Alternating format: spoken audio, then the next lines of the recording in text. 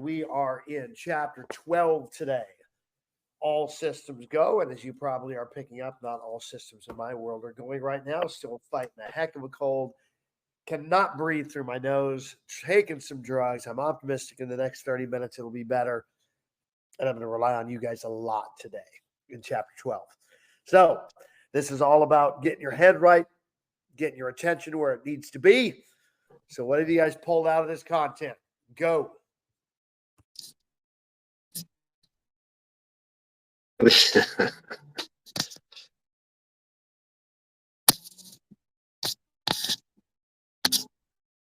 Can I get more specific? What are we covering today?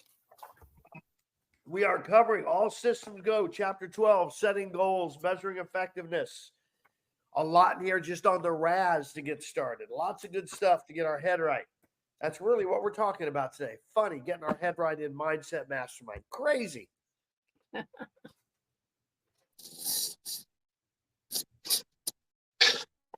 Okay, so I've been doing the book by Audible, and I want to make sure, is this the one where he talks about recording a message to yourself and he'd listen? Absolutely in here. Let's talk about that. Go for it, Tom. Okay, well, there's so much in this chapter and interesting things. I've been going through another book at the same time as this, and doing some writing as an assignment of this other book. And so what I'm writing is resistance, reticence, and rapid repeats, or ragged repeats, not rapid, ragged repeats. And I always thought reticence kind of meant similar to resistance. And in this chapter that we're talking about today, he talked about getting specific and writing things down. And so I was and this is very like pouring myself out. So forgive my stammering. I wrote down a lot of things that I wanted to say in this thing that he said to record. And I thought, well, let's try it. And I found it. I still haven't written down somebody's specific name. Like there's somebody that I'd like to get to know better. And so reticence comes in so many forms. My reticence is naming this specific person and saying, oh, this is the person that I want to date. But it's also in getting specific with what you want to accomplish.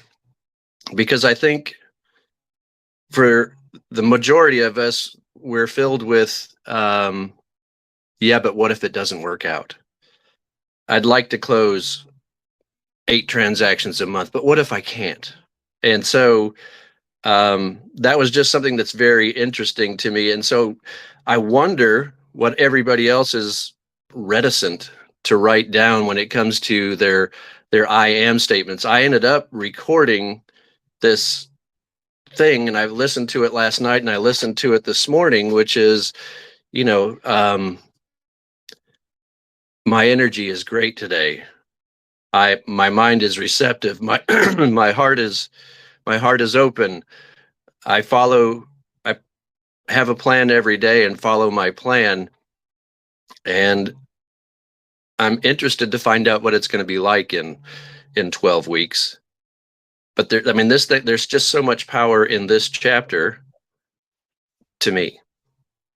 Well, let's dive a little deeper in this section real quick and what you brought up. And I want to specifically talk about this RAS and about this unconscious mind of ours, because it has no filter. Whether or not you believe it or not, whether or not you think it's true, whether or not you want it or don't want it, your subconscious has no power to filter that. Everything comes in. I'm going to give you guys an example. I do not want you to picture a camel. I do not want you to picture a 2-hump camel. Now, knock it off. All right, I do not want you to picture a blue two-hump camel. And in your entire life, you've never seen a blue two-hump camel, yet your subconscious went, here you go, even though I said, don't do it. So here's where it gets fun. Page 274. Have you ever heard the saying, fake it till you make it? We all have. And again, our conscious mind may say, oh, that doesn't work. All this story we have. The reason this works is that by adjusting your attitude or faking it, as if you had already reached the goal you are trying to achieve, you're tricking your subconscious into creating that success or skill level as a reality. By recording those things you're reticent to put on tape as part of that exercise and then listen to every night before bed. Even if you don't believe it, as long as you desire it, stick it on that tape and watch what happens. Again, automatically things will change. Automatically things will happen. Business will start coming at you and you don't know why. I did nothing to make this person call me, yet they called me and said, come list my house. And it's because you're doing this other quantum work. This is quantum physics in action. We don't understand how it works. We just know it does. What else you guys taking away so I can go breathe again? So I have an add-on to this, and I really think it's impressive because as I was listening to the book as well, I also have the book. I love the fact that they were saying when you state what it is you want in a positive way, and then you listen, or maybe you're reading a gratitude journal at the end of the day, because that was another thing from a last book, is to write down what it is you're grateful for from the day, as well as what your intention is to be grateful for the next day. Your subconscious is grabbing all that data, and that's all it ponders when you're sleeping. And one of the things, and I don't know if I would call it an epiphany, but one of the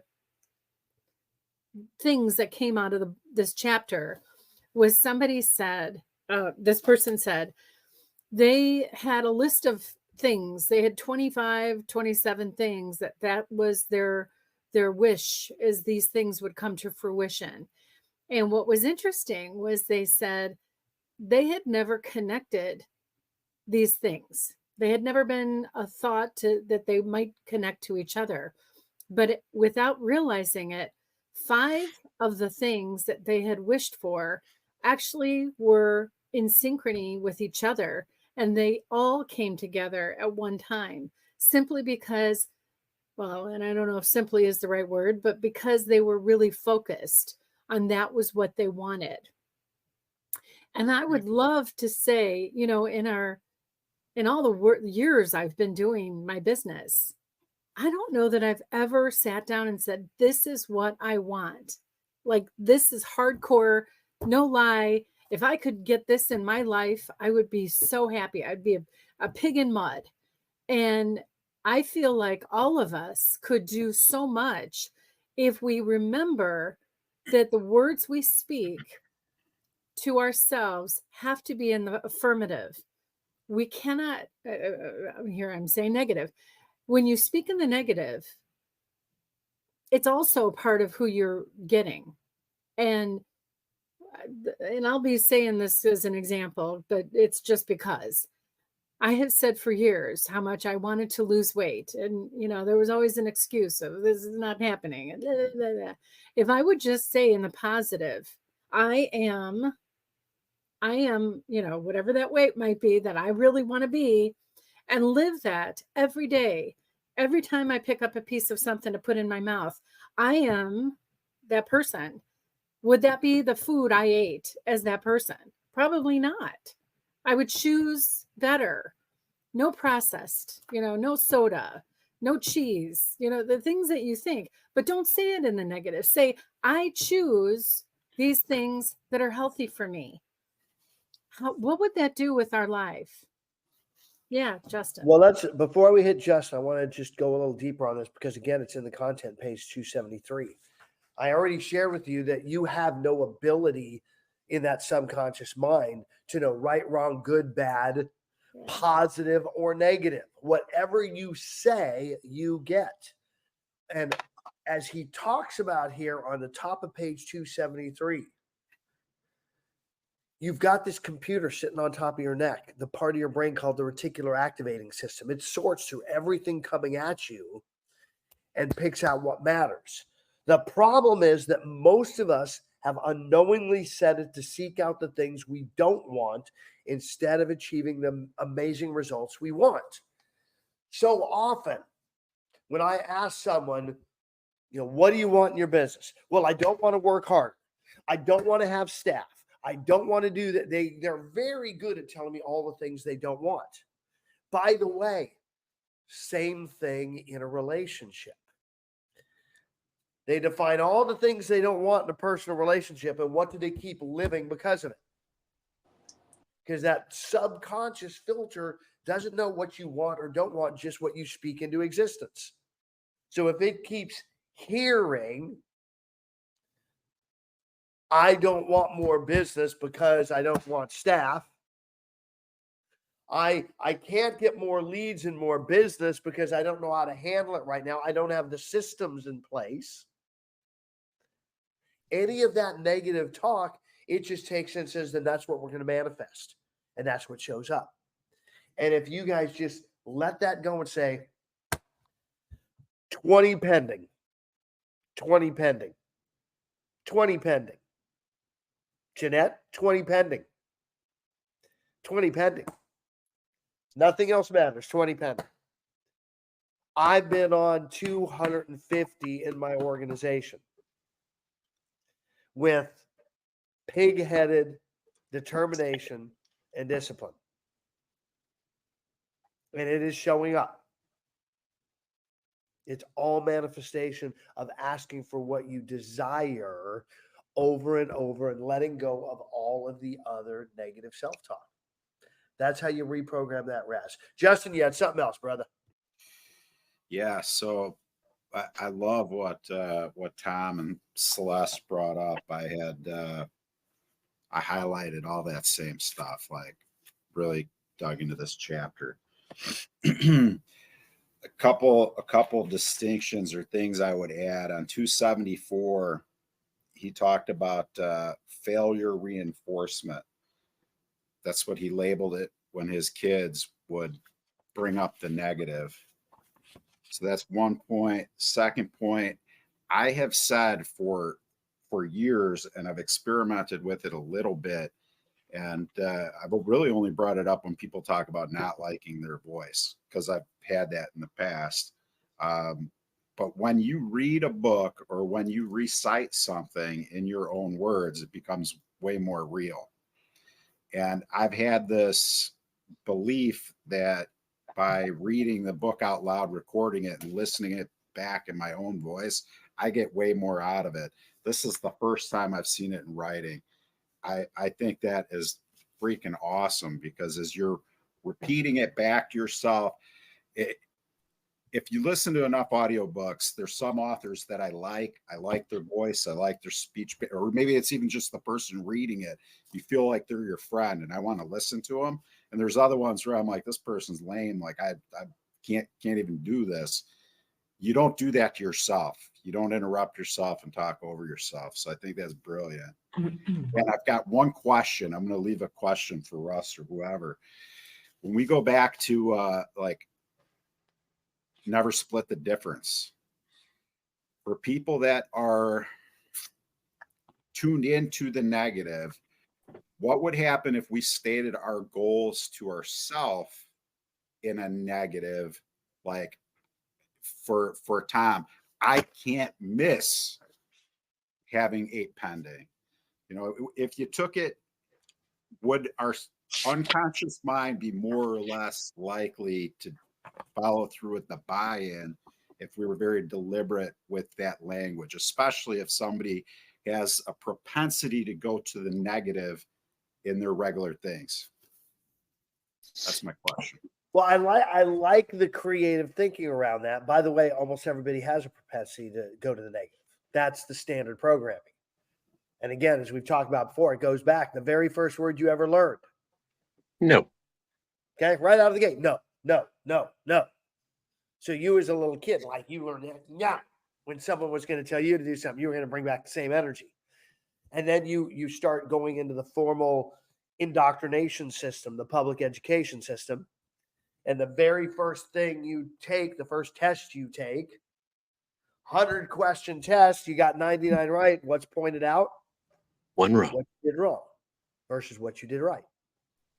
So that's the normal. I do like, in essence, the double negative concept, Justin, of what you're saying. And I know that the conscious or the subconscious filter wouldn't catch it.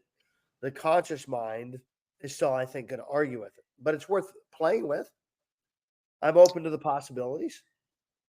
I think it's important to point out also that, like, we don't hear the negative. We don't hear the don't. Like when you did the don't picture a blue camel, which I can't get out of my mind. That's different than somebody, nobody here, of course, but somebody that says nobody wants to hear from me. They're not saying, they're saying something that the Raz could get in tune with, versus don't picture something it's completely different. And so you got to be careful and make sure you notice, my list that I actually listened to last night and this morning with the background music and it's 11 minutes. I repeat once. And it's maybe 25 items or something, but make sure you're watching what is being said, because don't picture this is one thing, but your brain isn't going to hear differently. Nobody wants to hear from me. That's why, I don't know if they still do it or not, but they're home, they're happy, and they want to hear from me is something that we did in bold. Yeah. It was a positive affirmation before we got on the phones that we did. That being said, Tom, no one wants to hear from me if that is something that someone is saying to themselves. That's actually just a mask of they're going to respond poorly. They don't like me. They don't want me. It's I'm not good enough. I'm not good enough. Okay, that's really the story going on why we don't pick up the phone and make calls. I'm just going to get my charger. I'm still listening to you guys. So what else you guys have? Well, I'm sorry. No, well, I was just thinking that this whole idea about not being good enough or that they don't want to hear from me, I think it directly is, are you ready? Are you prepared? Do you have a script? Are you in the place that you need to be, that there's no interruptions? So it is partly about how are you setting yourself up for success? And I'm using my hands for some reason. I think it's because that's the goalpost is what direction are you facing to make this happen? Just like we use the phrase that Russ loves all the time. Are you swimming towards the boat? Are you? Because you can't be successful if you're just flailing in the waters. If you've got to focus, this is something you really say you want those 8 pendings, or you want the 20 people in your downline or upline, or however you want to call it. How are you focused on making that happen? And I love the fact Russ has actually made a difference for us, because he's given us scripts, even if they're 2 pages of scripts. It's enough to get you started in the right direction. And my wonder is, are any of you guys making that time to have the script and then make the phone calls? Are you doing that? Because I know I say I want this, but am I as focused as I should be? That's a question. We always have an opportunity to get better at focus. Really Jeanette, really appreciate what Celeste is saying. And I just want to talk, Russ, about what you were talking about earlier. a couple days ago, and this is a health thing, and bringing in from another friend of ours coaching that was doing. So by the time yesterday, I was noticing I was getting a sore throat again. What am I doing? Getting a sore throat again. Little things like that. I thought, and by the time I got home last night, my throat was so sore and swollen. I could barely swallow, much less talk. I never had that. But something that we picked up from a lady who's very dynamic, her daughter survived an arachnoid cyst in her brain. And Sandy has survived a 5-year battle with breast cancer with great, I mean, she'd be right in the thick of all of this conversation. And so last night, as I was figuring something to get rid of this, just so I could sleep or so I could, anyway, I'm healthy, healed, and whole. I'm healthy, healed, and whole. And it's like I'm sitting in bed, healthy, healed, and whole. And I'm going, even my throat feels better when I say that. Just that little bit. And then I remembered, oh yeah, this other thing. And I thought, oh gosh, do I need to cancel appointments because I'm getting sick, that I'll spread this to someone? And then partway through the night, I'm going, oh no, this is canker sores. This is just canker sores in my throat again. So, and I went and because I was healthy, healed, and whole, I wasn't thinking about, oh, how bad I feel. That mindset just, and I kept saying it, whether I was falling asleep or not falling asleep. And then I found the things that I know have helped with that. And I'm in such a different place today for all of that. So everything that we're talking about here with it, I love how going towards the end of the book, it summarizes, breaking down into steps. What's your best possible strategic position? And as we're stepping into these, it's clearer more and more every day. And I'm becoming one who will speak this to other people, hopefully in a kind way or in a funny way or whatever it is. It's like, oh, is that really what you want? Something along those lines of what I hear them say. Hey, bring life in. Your brain is so great. What do you want? And I'm able to think of things that I want more now than I ever could before. I'm going, golly, I've known this stuff at some level all of my life, but never to the level of this consistent drilling in, consistent reinforcement every day. So this place has made this much difference to us with this reinforcement. And then we do this for ourselves personally. Where are we going to be? I mean, look at where we are now. Since last September, and anybody else who's joined us since then. How much have we grown here just being here? Half an hour a day, plus whatever we get out of it. So our sky is not our limit. It's way beyond that. It's fun thinking that now. Can I add on to that? There's a book that I read. I can't even think of the book or the author, but if I need to come up with it, I will. So often when we say we want whatever, $1 million, or we want a new car or whatever, and somebody comes up and says to us, why do you want that? We tend to agree with the negative connotation of the question. Oh man, you're right. I don't need that. Instead of I don't need it or I don't want whatever, if you can teach others to say I want it because I want it, it's something I want. I want to go deep sea fishing. Why do you want to do that? That's expensive. Well, I want it because it sounds fun. Whatever it is, that's a good way to knock down, as I call it, the enemy within. And you're right. It's just a matter of speaking these things into existence and having stating things in the positive. And so if you haven't done a recording or whatever, do it. Or if you don't want to do it, I started yesterday. Check in with me in 4 weeks and see if I'm still doing it. And maybe you won't even have to ask if I'm still doing it. But yes, but also this group is very powerful it's more than a book club, as Russ will quickly point out.